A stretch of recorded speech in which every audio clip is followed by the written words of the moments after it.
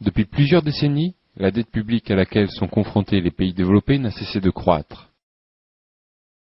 Cette dette publique généralisée pousse la plupart de ces gouvernements à pratiquer de sévères coupes budgétaires dans l'ensemble des services publics, tels que l'éducation, la justice, les retraites, la culture, les protections sociales, ce qui a un impact néfaste sur une majorité de la population.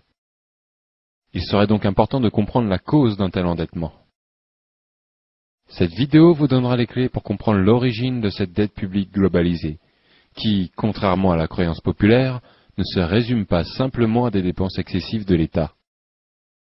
La vérité est quelque peu différente et gagne à être connue. Quelques minutes de votre attention et l'origine de la dette publique ne sera plus un mystère pour vous.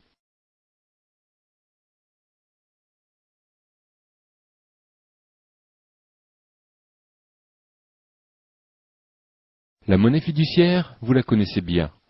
Elle se trouve dans votre porte-monnaie et vous l'utilisez régulièrement lors de vos divers achats. Cette monnaie existe depuis l'Antiquité, sous la forme de pièces de métaux suffisamment rares pour qu'une confiance totale puisse leur être accordée. Confiance indispensable pour les échanges commerciaux. Au XXe siècle, un métal précieux occupait toujours une place primordiale dans les échanges commerciaux, l'or. En effet, chaque pièce et billet possédait théoriquement son équivalent en or quelque part dans une banque. De plus, les pays devaient se régler entre eux directement avec des lingots de ce métal précieux.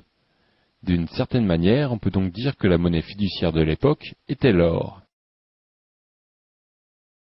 Depuis les accords de Jamaïque de 1973, les monnaies ne sont plus rattachées à aucun métal précieux. Les pays se payent désormais entre eux avec leur propre monnaie, entre lesquelles il existe un taux de conversion évalué par le marché des changes. La nouvelle monnaie fiduciaire sont donc ces pièces et billets que vous avez dans vos porte-monnaies. Or, une différence importante entre l'or et la monnaie, c'est que l'or est disponible en quantité limitée, alors que la monnaie peut être créée à volonté par les banques centrales de chaque État. Un État peut-il vraiment profiter indéfiniment de cette création monétaire? Pas vraiment, car si un pays achète plus qu'il ne vend, alors le taux de conversion entre sa monnaie et celle du pays vendeur évoluera à son dépens. Il lui sera donc de plus en plus difficile d'importer des marchandises, car elles lui coûteront de plus en plus cher. Ce phénomène s'appelle la dévaluation. De plus, si la masse monétaire croît plus vite que l'économie réelle, alors l'argent inondera les commerces et perdra de sa valeur, car il sera disponible à tous, vendeurs et acheteurs, en plus grande quantité. Cela se traduit par une augmentation généralisée des prix. Ce phénomène s'appelle l'inflation.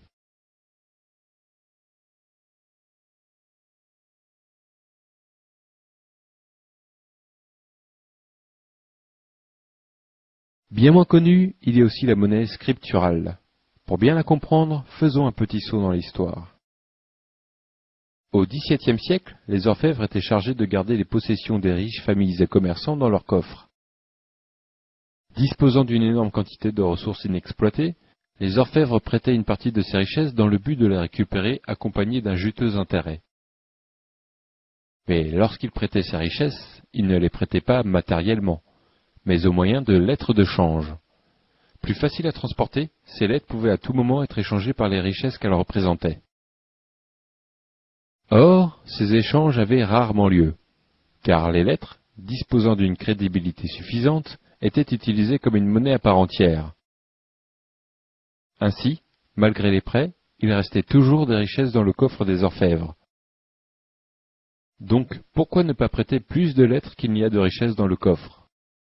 Cela procurerait d'autant plus d'intérêt à empocher, et tant que les emprunteurs ne viendraient pas tous en même temps échanger leurs lettres de change, ce système fonctionnerait. Et c'est ainsi que les orfèvres devinrent banquiers, prêteurs d'argent qu'ils ne possédaient pas, et surtout qui n'existaient pas. Le système bancaire d'aujourd'hui fonctionne de la même manière. Les orfèvres sont les banques, les richesses dans les coffres sont la monnaie fiduciaire, et les lettres de change sont la monnaie scripturale. Lorsque vous faites un emprunt dans une banque, cette dernière ne vous donne pas une partie de la monnaie fiduciaire de ses épargnants. mais vous donne de la monnaie scripturale, qui est créée quand le crédit est généré et disparaît lorsque le crédit est remboursé.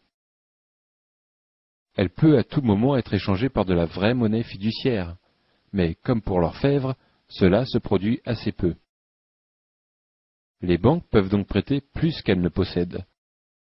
On estime aujourd'hui que les réserves fiduciaires des banques ne sont de l'ordre que de 15%. Cela veut dire que les banques prêtent environ 6 fois plus qu'elles ne possèdent. Cette particularité du système bancaire s'appelle le système des réserves fractionnaires.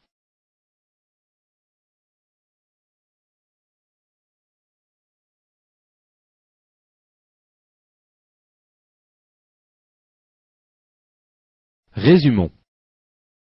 La monnaie fiduciaire est créée dans les banques centrales, qui sont des institutions gouvernementales. Les pièces et billets, qui sont une forme de monnaie permanente, font partie de la monnaie fiduciaire.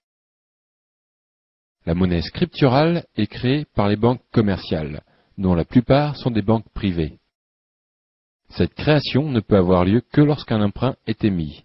Par conséquent, cette monnaie n'existe que dans le cadre d'une dette.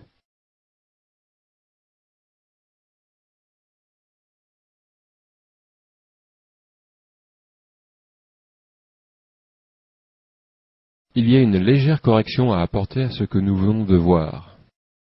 Il a été dit que les États pouvaient créer autant d'argent qu'ils le souhaitent à l'aide de leur banque centrale. Cela n'est plus vrai. L'article 123 du traité de Lisbonne, signé par tous les membres de l'Union européenne, stipule qu'il est interdit à la Banque centrale européenne et aux banques centrales des États membres de prêter de l'argent à toute institution étatique.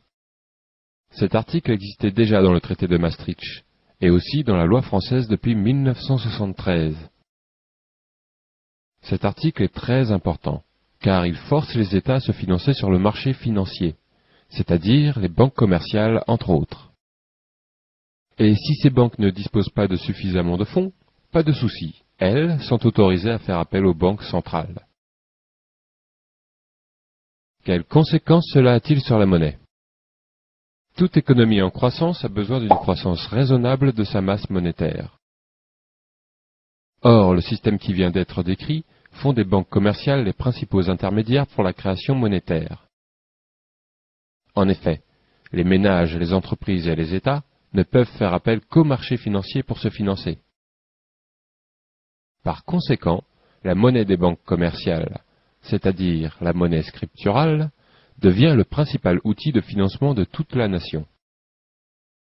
Cela est vrai même si une banque commerciale fait appel à une banque centrale, car pour toute monnaie fiduciaire émise, la banque commerciale pourra émettre une bien plus grande quantité de monnaie scripturale.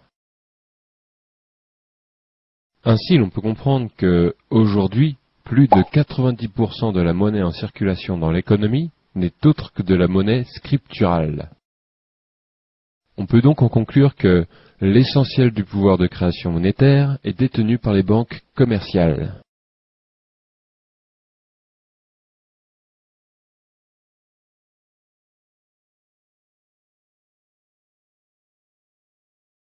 Parlons d'un impact important de ce système monétaire, la dette. Comme nous venons de le voir, plus de 90% de la masse monétaire est constituée de monnaie scripturale. Or, comme nous l'avons aussi déjà vu, la monnaie scripturale n'existe que dans le cadre d'une dette. Par conséquent, si toute l'économie est inondée de monnaie scripturale, alors toute l'économie est endettée. Ce qu'il est important de comprendre est que cette dette est la conséquence naturelle de notre système monétaire. Elle n'est pas du tout due à un excès dépensier de la société, mais simplement due au fait que la création monétaire n'est possible que par le crédit. Si cette masse de monnaie scripturale était remplacée par de la monnaie fiduciaire permanente, la masse monétaire serait la même, et l'inflation serait donc du même ordre, alors que la dette totale de la société, elle, serait beaucoup plus faible. Pour exemple, la dette totale américaine, publique plus privée, est aujourd'hui d'environ 60 000 milliards de dollars. Une dette colossale, qui n'est pas détenue uniquement par les pays étrangers, mais aussi et surtout par les propres banques américaines. Maintenant, voyons ce que serait la dette française si l'État pouvait s'endetter auprès de sa banque centrale au lieu d'emprunter sur les marchés financiers. Première chose à savoir, lorsque l'on fait un emprunt dans une banque commerciale, il faut rémunérer la banque. Cette rémunération, c'est le taux d'intérêt. Par contre, lorsqu'un État emprunte à sa banque centrale, il n'y a personne à rémunérer, car l'État crée en quelque sorte de l'argent pour lui-même. Il n'y a donc pas de taux d'intérêt. L'État français empruntait à taux zéro avant 1973. Pour comprendre l'effet des emprunts auprès du marché financier, nous devons donc évaluer l'impact de ce taux d'intérêt. C'est simple à calculer. Lorsque l'on somme ce qu'a payé l'État français en intérêt seul depuis 1973, on obtient un chiffre d'environ 1400 milliards d'euros. Une sacrée somme, surtout comparée à la dette publique française actuelle, qui est d'environ 1500 milliards d'euros. En d'autres termes, l'essentiel de la dette publique peut s'expliquer uniquement par le système de création monétaire actuel, basé sur le crédit avec intérêt. Et ceci sans faire intervenir les dépenses publiques, la sécurité sociale ou le manque de compétitivité, qui pourtant en sont les causes les plus communément admises.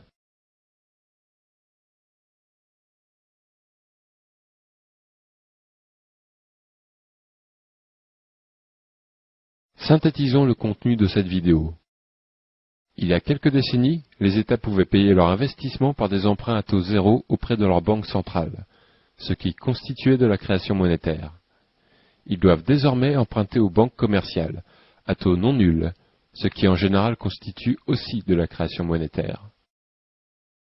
Cette obligation procure au monde financier une source de revenus colossale et le pouvoir d'influencer les gouvernements, du fait de son rôle incontournable pour le financement des nations.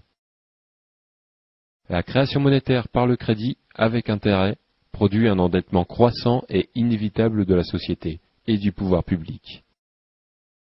Cet endettement, qui est en général perçu comme une défaillance du pouvoir public, le discrédite énormément, affecte sa souveraineté et limite ses possibilités d'action, alors qu'il n'est dû qu'à un privilège considérable accordé aux banques commerciales. Comprenez-le bien, ce système monétaire n'est rien d'autre qu'une arnaque monumentale, qui fait la fortune de quelques-uns au détriment de tous les autres. Il ne doit son existence qu'à l'ignorance du plus grand nombre. C'est pourquoi vous devez vous informer, et informer votre entourage, en partageant cette vidéo par exemple. Si vous désirez en savoir plus sur le sujet, ou si vous êtes dubitatif, alors renseignez-vous. Quasiment rien de ce qui est dévoilé dans cette vidéo n'est un secret. Vous trouverez aisément des réponses à vos questions, et des liens vous seront fournis pour vous aider dans vos recherches. Merci de votre attention.